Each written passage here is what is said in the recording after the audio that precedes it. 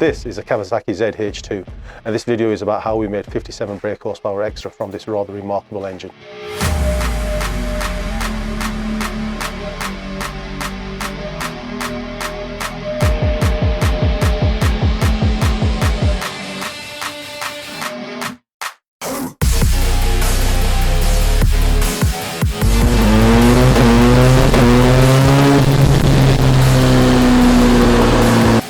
Before we get started, I'd like to ask you to subscribe to the channel. It really does help us out and it keeps you notified on any new content that we're creating.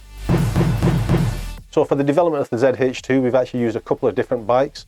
We've started with a stock bike to get some data from, but the two bikes that we're developing, both of them have an unrestricted can.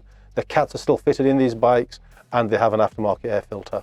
Now the Z H2 is the only bike on the market that's using forced induction. Tuning a Z H2, a supercharged bike, is totally different to tuning any other bike that we've ever done before.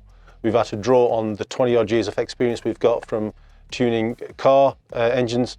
Most of them are forced induction, and we've applied that to the Z H2.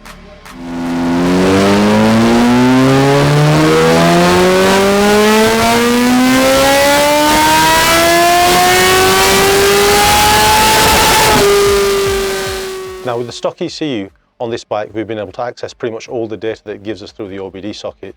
So we've got manifold absolute pressure, which is obviously vital for a forced induction engine. We've got intake air temperatures, intake air pressures. We've got injector opening, we've got spark advance, we've got oil temperature, coolant temperature. And one thing that this bike does that not many others do is it also monitors knock. Knock is absolutely critical and crucial to make sure that we're not going to do any damage to the engine once we've tuned it. So we've run the bikes in stock form. One of them produced 179 brake horsepower and the other one produced 180. Pretty much identical in the way that they've run with the little mod that they've got on. And as far as the torque's concerned, both bikes actually made 96 foot-pounds of torque. Now we're going to use the data that we've got from the data logging that we've done, and we're going to start to write some maps for it. We're going to do this incrementally, and we're going to change things very, very slightly just to make sure that what we're actually believed to be changing in the maps is what actually translates to changing when on the bike, and we get the right data when we're logging the bike.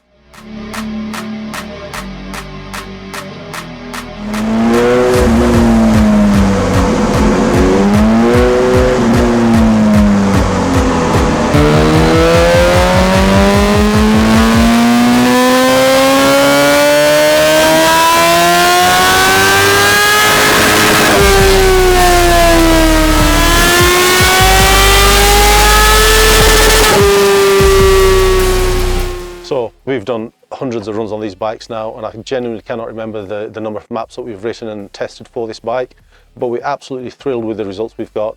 We've gone up from 179 brake horsepower at the back wheel to 236 brake horsepower at the back wheel. I've ridden this bike on the road. There's only one word for it: colossal.